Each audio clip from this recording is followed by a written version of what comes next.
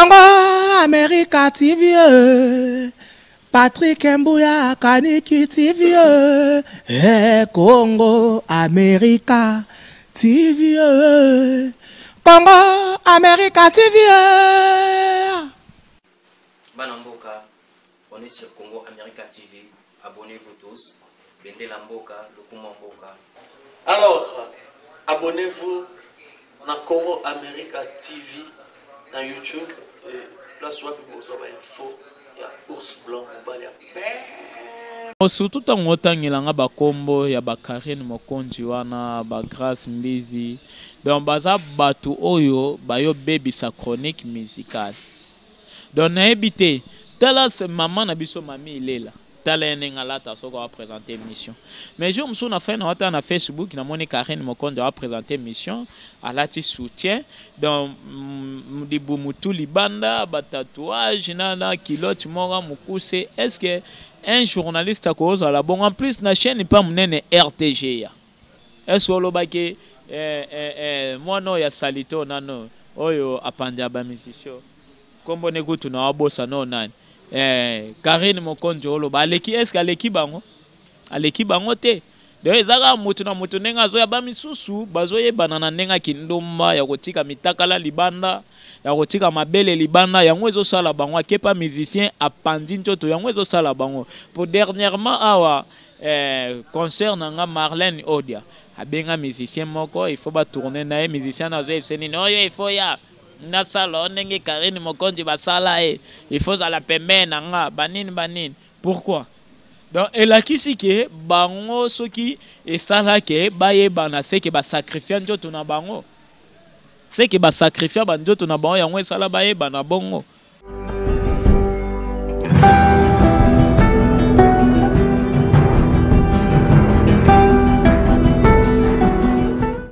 Salut à tous les internautes, salut à tous ceux qui suivent Congo America, de lui-même Patrick Mbouya depuis les États-Unis,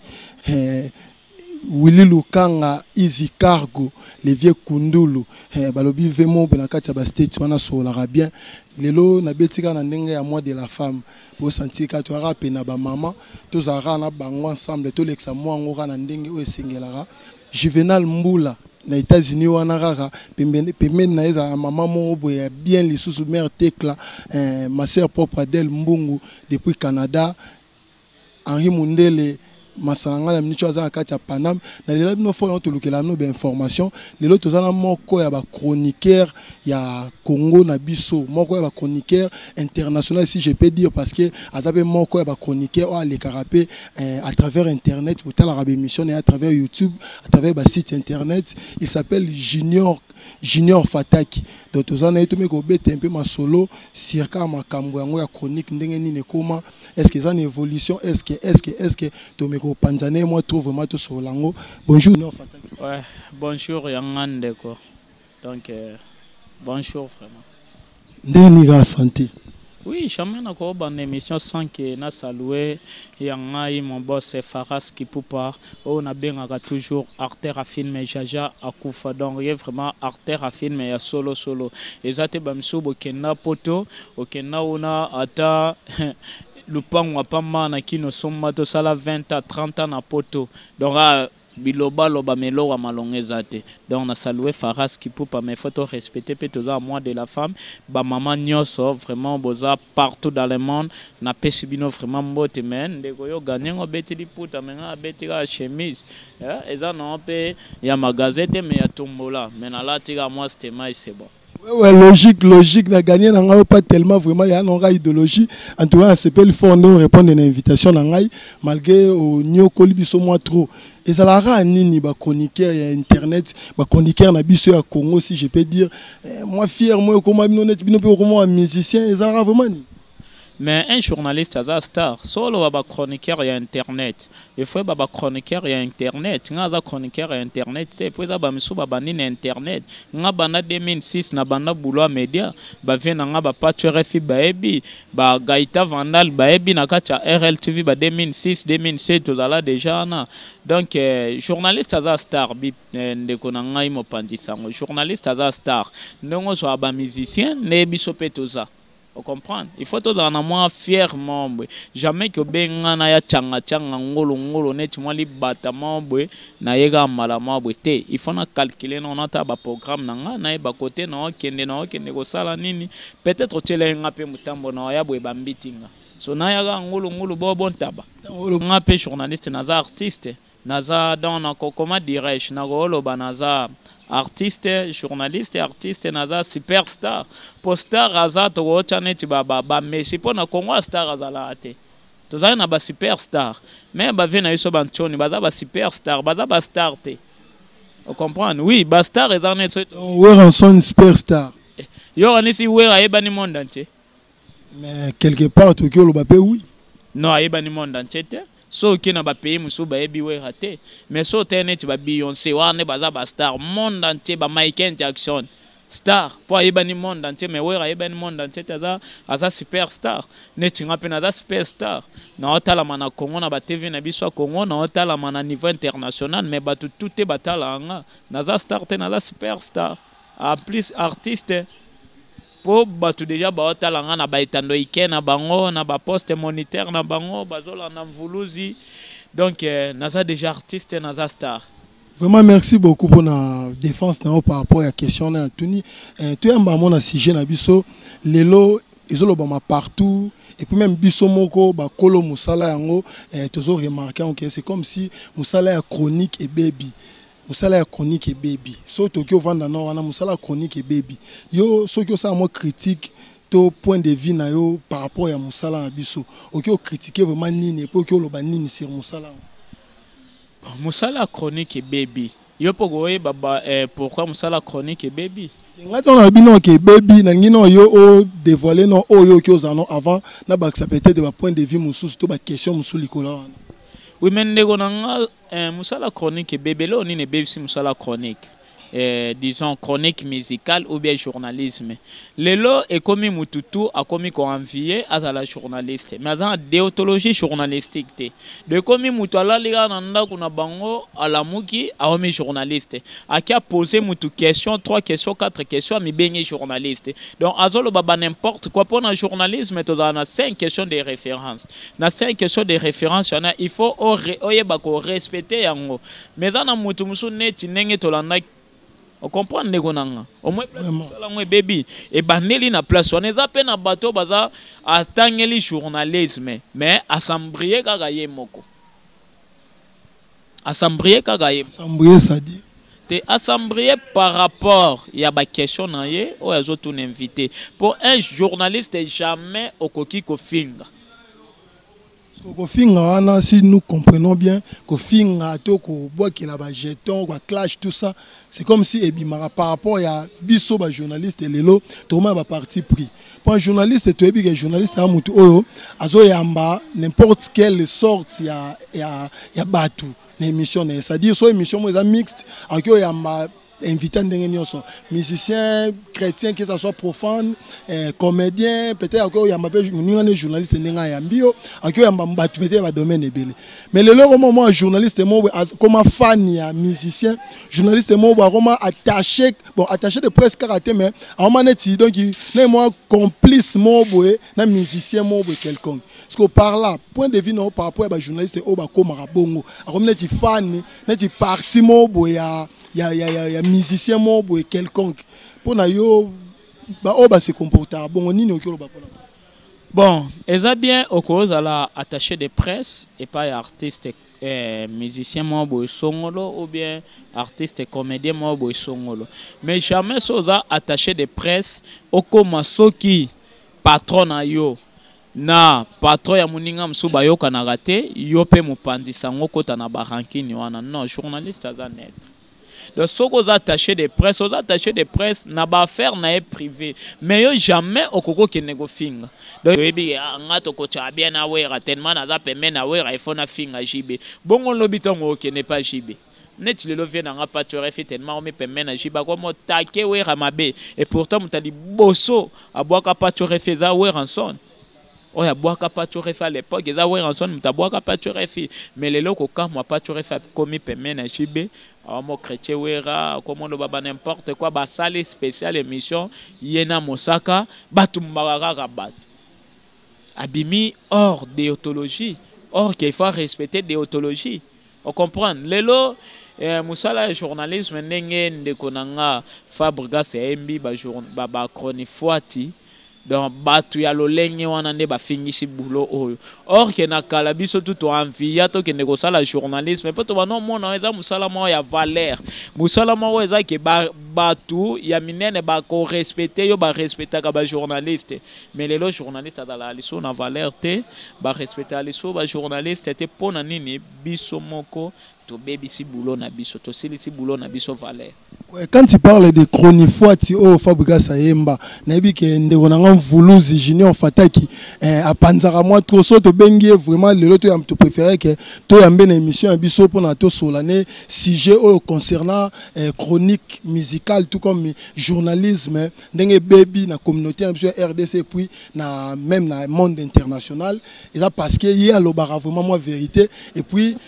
batu ba prétendara c'est comme si au fingara batu je sais pas mais na vraiment moi vérité na wana tango olobela ba chronifuati ndenge Fabregas Ayemba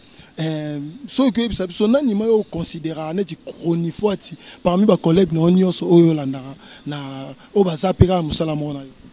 ndeko baza ebele bango bandeko batala biso na ba etando ike na bango na ba poste moniteur na bango mo baebi basé belé même bao baza a na Congo na bao baza libana mboka na niveau international na ba France ba Belgique bango baebi bango basé belé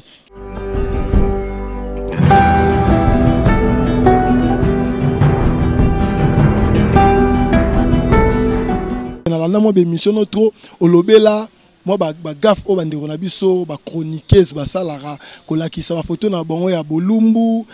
ko luka ko sala ba base ko luka ko linga mibali na poto tout ça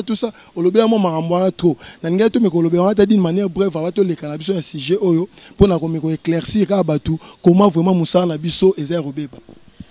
Ouais, ndeko kombo utunani kombo pe banana ya kia oyebisinga pe kombo note na ebite na yango mabe na bino yango na beke bani okomika fier le rôle yo pe okomika fier net ba Karine Mokonzi okomi ba fier net ba Karine Mokonzi okomika fier le roi ba ve na ken piana donc ndo ya la que peut-être moi pelle pe wana sigo BBC ko comparer ngana ba Karine Mokonzi te pona za niveau mona Karine Mokonzi te na bandaki media bino nyoso ba koni ngana bana media Karine Mokonzi na bande ngote do ba Karine Mokonzi ba yokota na media pona internet do soki ba sula ba YouTube ba chaîne YouTube yakate mbele Karine Mokonzi ne habite so ninga sala boulot nini to pa ninga bando telemana inter na même ligne na sulutani to wapi oye mtatanga classe na ya journalisme a telemana inter to atangela wapi nestitini bon mutayeka ba simbi micro mi po loba marambu tout ça sans pourtant les kana bande l'école ebele basimba ba micro na ba chaîne à TV na ko tangelo ba komona ba baleka na ba institutini ebele baza ba D6 ce boula journalisme na Congo ezala liso na valeur école nino yo ebi Karine Mokonzi aleka tangela ngango dona tiana fungola téléphone na bando benga bato baleka kuna o baza na media so alobi ke on a 2010 2011 ni na benga na ebi bato yo bazala na baina na animation culturelle bazala na ba ifasik de 2009 ti lelo ne toza boye na ba campus na communication ti na ba IPN ba IL kakute yel lobby kaka mais naza na bato baleka kuna première promotion à IL katilelo naza ba relation na bango yo zo affirmer que Karine Mokonzi aleka atengela na musalo zo sala na affirmer te mais na lo bande vérité aleka na institut ni yo tangela na institut yebi que Karine Mokonzi aleka. Mais la fois passée, tu l'as dit, mission au mot salana ndeko nanga mo onel pambo omeka bo lo bake balak ça va diplôme na bango na ba ken piano tout ça balak ça va diplôme so batangela ngo ba diplôme te tout ça mais la fois passée tu cho Karine Mokonzi na ken piano netka balak ça ba diplôme na bon na télé balak ça ba diplôme ke batanga ba affirmer que yango tu l'as ba diplôme tout ça siko yo émission no landa qui ont été tonné est-ce que ba diplôme ngo bino batu bozola na bango il faut que tu na ba diplôme ngo za ya institut ni pour mutako like sa diplôme ba remet un diplôme de journalisme il faut tout institut ni pour lelo na Congo ba centre de formation comme en antenne a kutu ba pa sa formation en journalisme et à prise de vie à réalisation 1 mois soit 2 mois le Bayonne de Bayonne est à la 3 mois na Kassavo na Sefogé à la 1 année. Kasi baba balakisa ngo il faut botala institut nino yo bango batango bazwa ba diplôme en journalisme wana so balakisi ka diplôme aro ke ne pe na bureautique mo boye ou bien na cyber café mo botela diplôme de journalisme boye balakisi bino ba diplôme nanga il faut boluka boye ba diplôme ngo ya institut nini pe abima na nini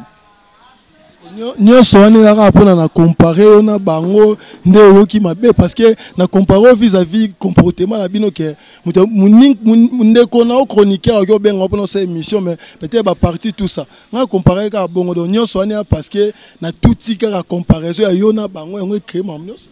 te eza mpona bongo tomoni na rankine mo ezala déjà wana entre bino ngolo na jamoko otya ngolo ya mai place mungusu aza pongolo aza basende aboma mungusu changolo na place na ye mungusu na place na ye njombo na place na ye jamoko osangisa ngolo mungusu njombo e pesa bien te do soit ngola kokufa mungusu akufa njombo kotikala soit njombo kokufa mungusu akufa ngolo akufa aotikala do cha mbisi na place na ngo kosangisa bambisi nyonso esika mote. Là vous faites allusion quoi parce que tu es bien to compter ba chroniqueur au bazana vacuum vraiment na RDC voire même na rang international donc ça dit ba chroniqueur congolais au bazana vacuum même na rang international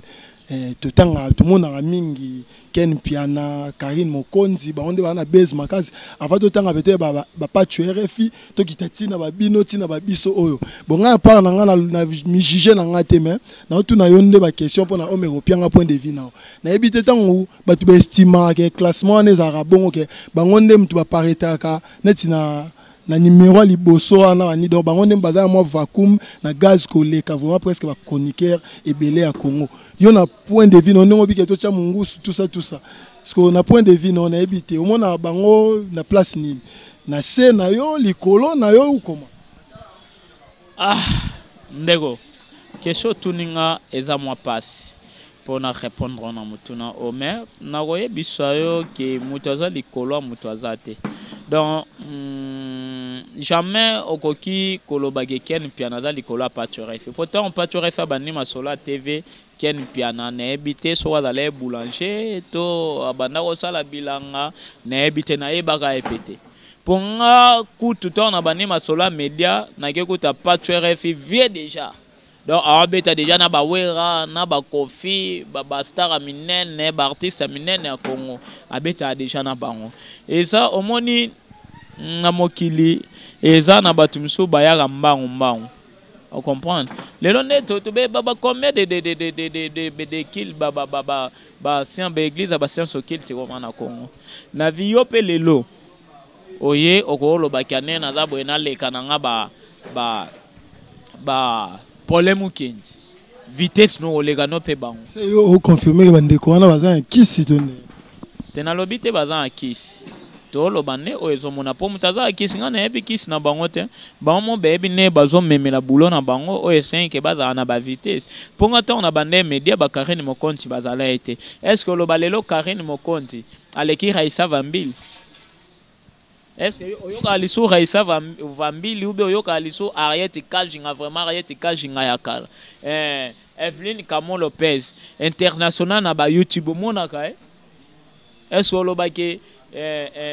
moi no ya salito nano oyo apanja ba musicien kombo ne kutu na wabosa no nani Karine Mokonzi olo ba aleki est-ce que aleki bango te de ezaka mutu na mutu nenga zo ya ba misusu bazoye banana nenga kindomba ya kotika mitakala libanda ya kotika mabele libanda yango ezo sala bango akepa musicien apandi ntoto yango ezo sala bango pour dernièrement awa concert nga Marlène Odia abenga musicien moko il faut ba tourner na musicien na zo efseni no yo il faut ya na salon ndenge Karine Mokonzi ba sala il faut za la pembe na nga banini pourquoi Donc elakisi ke bango soki esala ke baye bana se ke ba sacrifier njoto na bango. C'est que ba sacrifier banjoto na bango yango esala baye bana bongo. On comprend. Nako epo benga Marlène Odia awa na tie téléphone en main libre. Marlène ndi solo bogoyo ka otanga pe comme musicien. Le musicien mi olo ba be banana de play. Mono a salité Karine Mokonzi na ebité yo po bimana eto zalane dia na ba système tonde. Na bimana été quel que soit nazana na mbongo te nazana eloko te nazama be koleka batutu ya mabe bazana monde nako bimana été. Pour na moi si kitoko et puis moi si kitoko po pa na yo bo pa nanga c'est que yo lula na ye. Nga lobi kaka. Tina tuni yo benye moi si kitoko c'est que yo lula na ye. Ponga moi si kitoko aza moi so nga na tiana ndako yene. Moi si kitoko tenga ne abeti libanda. Wana timisa. Yo ndo beti libanda obenye mwasi kitoko seke yo krakaka mena kobenga mwasi kitoko za kokaka tu seke krakaka non oui ya peut-être komona tomoni na biso ke mwana mwasi pas mal ça so kaketa pas mal kashikota na kachi na ye yonga tuni so de okota na okota na gesani na gesani bongo yo ebinde comportement tu ebito ko eba ke mwasi aza mabeka na comportement. Donc mon gars pecho c'est na sia pour la partie ya comportement ya savoir vivre no eba ke pecho nenga za bwe na se kuna pour la déjà maebo. Vraiment pia même les caméramans incontesté tozana Junior Fatek a to solara masolango en tout cas musana so chronique za moi ya robeba ndeto mekeye ko benga vraiment vuluzi de la presse congolaise Junior Fatek to mera sola masolango to mekeye mpe ko pesa conseil puis ko mekeye mpe ko bimisa ba mambo yo sala vraiment que chronique musicale ebeba.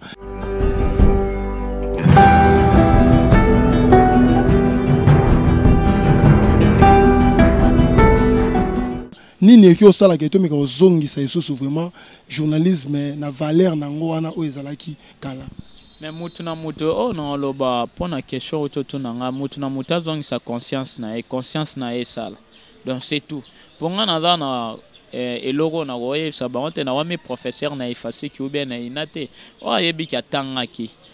alekaki na iniv atangaki atangela journalisme conscience na ezong aye bake bate ya kibiso nini na classe comportement ya journaliste sengele ezalande nini de conscience ne ka gesala yo succès bonga na conscience ne sala conscience c'est ça omoni ndeko nanga mopandisa na ko lo bandeni tango surtout tango tangilanga bakombo ya bakarine mokonzi wana ba grâce mbizi donc baza batu oyo bayo baby sa chronique musicale. Donc na ebité tala maman na biso mami ilela tala nenga ta soko va présenter émission mais je me souviens fait na Facebook na moni Karine Mokonzi va présenter émission alati soutien donc di bumutu libanda ba tatouage na kilote mora mukuse est-ce que un journaliste a cause à la bon en plus na chaîne pas munene RTG ya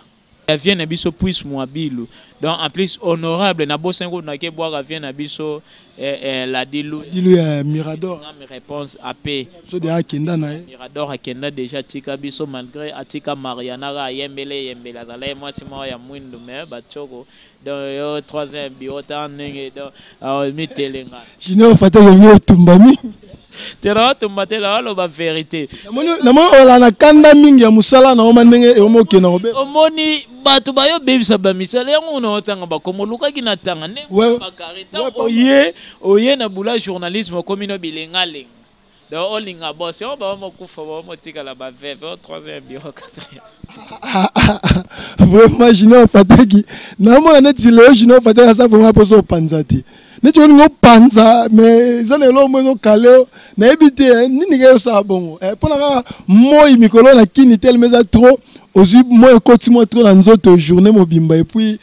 tellement tu comme déjà soir kalatia moi on a fatigué tellement ba bibe Junior Fatek netikara non libende était à otambara sous le soleil et puis il y a un moment que mon team il y a un vitesse déjà ça est antimate so ke na rompo nga ba na kanyoko tuni vient nga Didier Wamba na réunion ba 2011 wana Fatak Impact na CBS na tamola na Mercedes 190 oh ba vient na ngoto patore fino ba tambola na ngote wana vient na patore fazo régner mais nga na roula na Mercedes 190 vient nga Didier Wamba pesa nga petit na nga mvuluzi zwa boro régner na ngo ya so ke luki Didier Wamba do batu baza ba ebi ba vient na ba Gaëta Vanal ba ebi masolo pecho a roula na 190 à l'époque ba 2011 2012 na roula nango déjà donc la minute au cao ah minute au cao est-ce que ba musicien kuto ba osala succès na minute au bazangi mitu ne akabo sazo yunga na ba taxi ba japonais kuta beta na maison mère asala succès pote loko pamba zangi mutu kazo yunga na ba taxi awaswaka ba taxi ba oh ba Jos Diena azangi mutu kazo yunga na ba taxi oh Jos Diena nga mone na matita rouler la Mazda bon kabose be amone na RAV4 bon RAV4 yae kasi kene place afanda soko mona RAV4 ango nyonso ba méchant ba ntoki yo po ala attaché de presse ya kabose maintenant bosola bien te ba méchant na nyonso kabose na beta musique ya mbongo est-ce que beta musique point beta ya moza musique ka ya bana mike ba bina na ba sepela est-ce gagna mutesi ya beta musique zo net ba Fabregas ne ba beta musique ya mbongo pala zo foute la pala moi dering na payer na ndili na lemba to kabose ape asoma lupango oyo yebi ba misem suba bomba ba bien na bango abomba bien mais bata bione ba yeba na kotangelo mutu moko uto longwa pa kabosa la pa karma pa longe pa karma pa ke pa kabosa moni ni so moeta kimi vient nga Fernando Lupe pa la pa kabosa bénéficiane kabosa memi ba musicien na ki santa wapia bango ba 10 000 ba 12 000 Fataki wana tant yo zala ki ndo ndo le ba 12 000 même sur le vitesse vitesse ni ne change mutu za na vitesse eba na vitesse ni no kabosa komana. Est-ce que yo vraiment so tamolo bando tamola ta na banda ku da ba matete balemba partout tout na nani ngwa kena na édition asombi CD ya kabose na $5 soko mona on est dans l'arabe là moi tente monnaie na YouTube so écoutez moi 5 moi 5 €, moi 300 € à bénéficier mais na marché vraiment te kaka batanga batu bateka batanga ba kabose